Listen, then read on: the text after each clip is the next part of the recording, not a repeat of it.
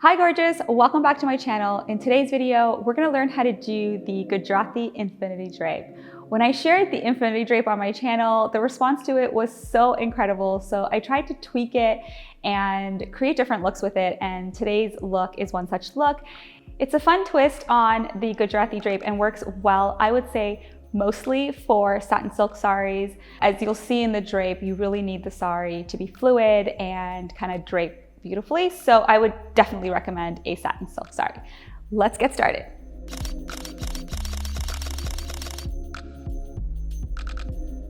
When it comes to undergarments, you know how much I love our Saree Silhouettes. They are comfortable, they will hold your drape in place, and I encourage you to do some research into finding undergarments that are going to last you and work well under your saris, whether that's satin silk or kanchipuram. I'm also wearing the birthday crop from bhuva.com, but any crop will do. Let's get started. As with all of my drapes, I highly recommend you to iron the entire sari before you start draping.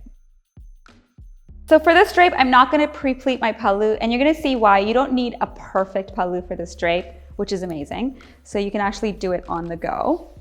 So this drape starts out pretty much like the nivy drape. Once you get to the front, you wanna get right back to the other end of the sari and pleat the pallu. Very roughly, it doesn't have to be perfect. And you can use the similar method that most people use for front pleats. And you don't need it to be very long. You can place it over your left shoulder and then let it hang. And as long as it's round about your thigh or your knee, it should be fine. So that's a good spot. And what I'm gonna do is pin that in place. Once you've pinned it into place, you wanna just take the rest of the sari and start pleating.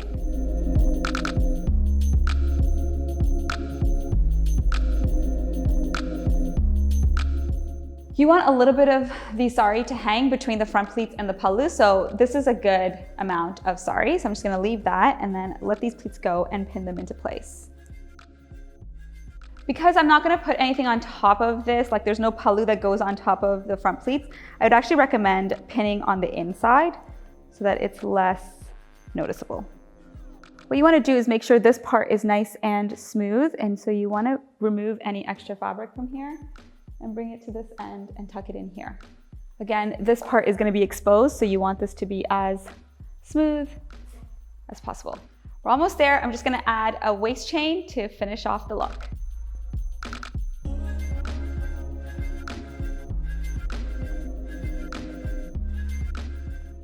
I hope you enjoyed this drape. It's perfect if you want to do the nivy drape and the Gujarati drape, but with a twist.